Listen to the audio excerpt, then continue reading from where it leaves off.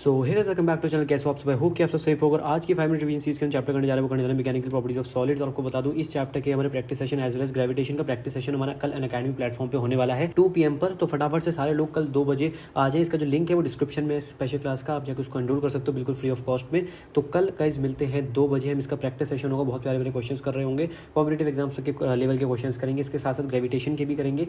अगर आपको 5 minute revision series पसंद आ रही है तो आप सब्सक्राइब कर दो चैनल को, वीडियो को लाइक करो, दोस्तों में शेयर करो। और इसके नोट्स चाहिए तो प्रोपर से डिस्क्रिप्शन में दे रखा है, इंस्टाग्राम को फॉलो कर दो, उसका लिंक डिस्क्रिप्शन में। बहुत बड़ा चैप्टर इसको शुरू करते हो। स्पेशल क्लास को प्लीज फटाफट जाकर एनरोल कर लो, लिंक डिस्क्रिप्शन में, बिल्कुल फ्री क्लास है। और कल बहुत प्यारे प्रैक्टिस सेशन हम हमारा रखने वाला है हम 2 बजे। तो 2 बजे सारे लोग आ जाए कल, लिंक उसका डिस्क्रिप्शन में, फटाफट जाकर एनरोल करें बिल्कुल फ्री में। कल 2 बजे मिलते हैं प्रैक्टिस सेशन के अंदर।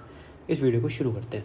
सबसे पहले जो हम बात करने वाले हैं, इसमें बात करने वाले हैं इलास्टिसिटी एंड प्लास्टिसिटी के बारे में। भाई इलास्टिसिटी क्या होता है? ये एक तरीके की प्रॉपर्टी है बॉडी की। प्रॉपर्टी किस टाइप की प्रॉपर्टी? इलास्टिसिटी क्या है? The property of the body to regain its shape and size on removing the deforming force. जबकि अगर मैं बात करूँ प्लास्टिसिटी की, तो प्लास्टिसिटी होता है inability of the body. Inability होती है of the body to regain its shape and size अगर हम डिफॉर्मिंग फोर्स यहाँ पे रिमूव करते हैं। तो ये दोनों आपके यहाँ पे बहुत important terms elasticity and plasticity, जो कि आपको पता होना चाहिए। अब हम बात करने वाले स्ट्रेस एंड स्ट्रेन की। स्ट्रेस का बहुत प्यारा फॉर्मूला होता है restoring force by area. What is stress? It stress is restoring force divided by area, मतलब F/A आपका हो गया स्ट्रेस। और इसकी जो यूनिट होती है वो होती है न्यूटन पर मीटर स्क्वायर।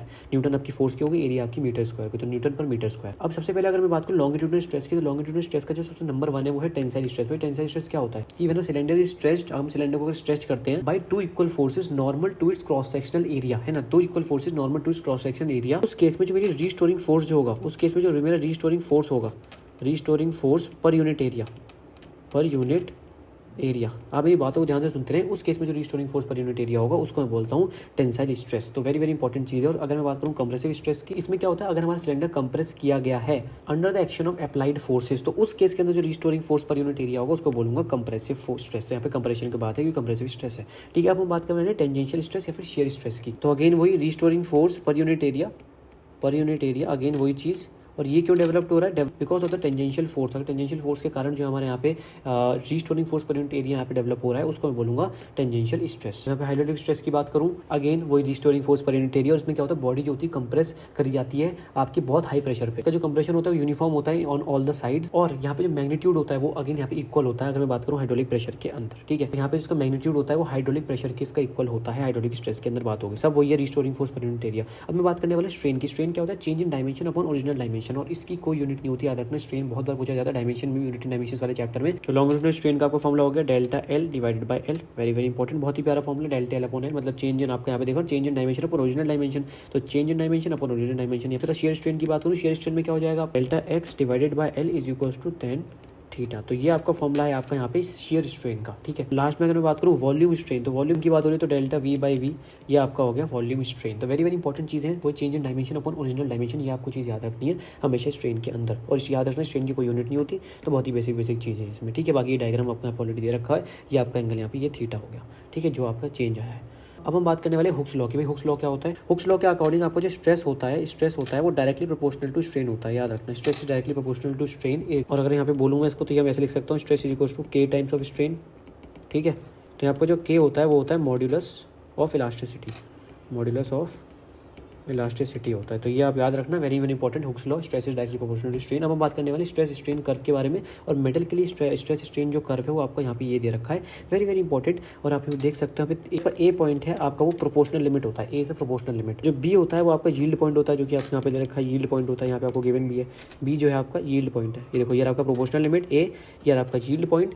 डी पॉइंट जो है आपका वो है अल्टीमेट टेंसाइल स्ट्रेंथ है आपका डी पॉइंट, तो ये आपको पता होना चाहिए। और ई पॉइंट जो आपका है वो आपका फ्रैक्चर पॉइंट है, ठीक है, फ्रैक्चर पॉइंट है आपका। ठीक है, अगर आपका डी एंड ई पॉइंट आपका क्लोज है तो आप समझ लो जो आपका मटेरियल है उस केस में वो ब्रिटल होगा। और अगर मैं बात करूँ आपका डी एंड ई पॉइंट फार है, तो जो आपका मटेरियल होगा वो आपका यहाँ पे डक्टाइल होगा। तो ये वेरी वेरी इंपॉर्टेंट चीज़ है जो कि आपको पता होना चाहिए स्ट्रेस स्ट्रेन कर्व से। बस अब मैं बात करने वाला हूँ फॉर इलास्टोमर। वो तो मेटल के लिए था, इलास्टोमर के लिए आपको यहाँ पे स्ट्रेस और स्ट्रेन के में कर्व आपका ये देखने को मिल रहा होता है, ये। ठीक है, various of modulus of elasticity, very very important. सबसे पहले यंग्स मॉड्यूलस बात करूँ। यंग्स मॉड्यूलस क्या होता है? Longitudinal stress divided by longitudinal strain. तो मैंने आपको सारे बता चुका हूँ लॉन्गिट्यूडनल स्ट्रेस स्ट्रेन की क्या डेफिनेशन है। बस आप इसको यहाँ पे फॉर्मूला लिखना है। फॉर्मूला आपके अकॉर्डिंग हो गया एफ एल डिवाइडेड बाय आपका ए डेल्टा एल। बस हमने लॉन्गिट्यूडनल स्ट्रेस का फॉर्मूला लिखा और लॉन्गिट्यूडनल स्ट्रेन का फॉर्मूला लिखा, तो आपका ये फॉर्मूला बन गया एफ एल अपॉन ए डेल्टा एल।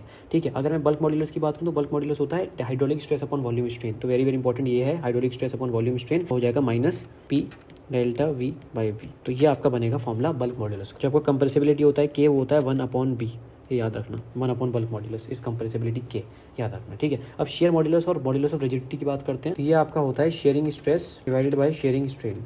तो ये आपका फॉर्मूला होता है शेयर मॉड्यूलस का, ठीक है। इसका फॉर्मूला लिखना चाहूँ FL/A डेल्टा एक्स, आपका ये फॉर्मूला होगा शेयर मॉड्यूलस का। फॉर मोस्ट मटेरियल्स जो आपकी जी की वैल्यू होती है वो होती है y/3। तो ये आप याद रखना, ये बहुत इंपॉर्टेंट फॉर्मूला है, आपको मैं तीनों मॉड्यूल्स बता दिए। अब हम बात करने वाले पॉइजन रेशियो की। पॉइजन रेशियो वेरी इंपॉर्टेंट आपका होता है lateral strain divided by longitudinal strain. तो लेटरल को लॉन्गिट्यूडनल स्ट्रेन से यहाँ पे डिवाइड कर दो, तो ये आपका फॉर्मूला हो गया पॉइजन रेशियो। और delta D by D divided by delta L by L. और आपका जो डेल्टा डी है वो डेल्टा डी क्या होता है, contraction in diameter of stretched wire. जो कॉन्ट्रैक्शन आया डायमीटर में स्ट्रेच्ड वायर को, आपका डेल्टा डी होगा, और ये फॉर्मूला आपका हो गया पॉइजन रेशियो, ठीक है। तो यहाँ पे इलास्टिक पोटेंशियल एनर्जी की बात करूँ स्ट्रेच्ड वायर की, तो आपका ये बहुत इंपॉर्टेंट फॉर्मूला, ये मन में बसा के रखना, half into stress into strain into volume. Very important formula, आप इसको इस टर्म्स में लिख सकते हो, बट मेन जो है आपका ये है half into stress into strain into volume. तो ये आपका मेन फॉर्मूला है इलास्टिक पोटेंशियल एनर्जी का। अगर मैं बात करूँ elastic potential energy per unit volume की, तो बस आपका half into stress into strain हो जाएगा। तो नॉर्मल सी बात है, वॉल्यूम कट गया, ठीक है। तो ये आपके दो इंपॉर्टेंट वेरी इंपॉर्टेंट फॉर्मुलेज हैं जो कि आपको पता होना चाहिए इलास्टिक पोटेंशियल एनर्जी के। बाकी आपको Young's modulus, Hooke's law, Poisson ratio, hydraulic pressure, stress वगैरह, इलास्टिसिटी और प्लास्टिसिटी डेफिनेशन, तो ये सबको पता होना चाहिए। बहुत बेसिक चीज़ें। आई होप कि तुम्हें चैप्टर समझ में आएगा, बहुत आसान सा चैप्टर है। इसको फुल रिवीजन देखना है तो 20 मिनट रिवीजन सीरीज जाकर देख लो। बाकी इसकी मैंने यहाँ पे न्यूमेरिकल सीरीज के लिए क्वेश्चन भी डाले हुए, तो आप जाकर चेकआउट कर सकते हैं। अगर वीडियो पसंद है तो वीडियो को लाइक करें, चैनल सब्सक्राइब करें, और आप इंस्टाग्राम को फॉलो कर लें। डिस्क्रिप्शन में मिलते हैं नेक्स्ट लेक्चर में। कल हम मिलते हैं इसके प्रैक्टिस सेशन के अंदर, और इसका रिकॉर्डेड लेक्चर भी पड़ जाएगा बाद में। तो उसका जो लिंक है वो डिस्क्रिप्शन में, इसका प्रैक्टिस सेशन जरूर जाकर अटेंड करना। With thank you watching this video, stay well, good bye, bye.